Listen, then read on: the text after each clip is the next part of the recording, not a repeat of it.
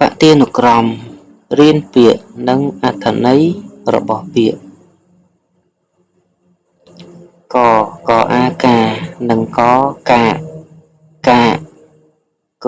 កៈកកៈតអិតិអានថាកាកៈតិកាកៈតិថ្នាក់ពាក្យជានាមតើកាកៈតិមានន័យដូចម្ដេច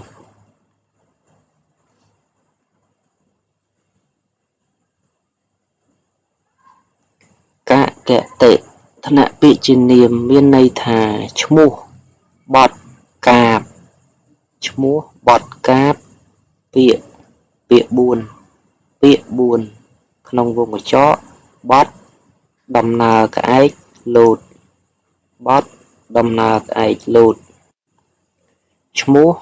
បទកាព្យពាក្យ4ក្នុងវងកញ្ចក់បទដំណើរក្អែកលោត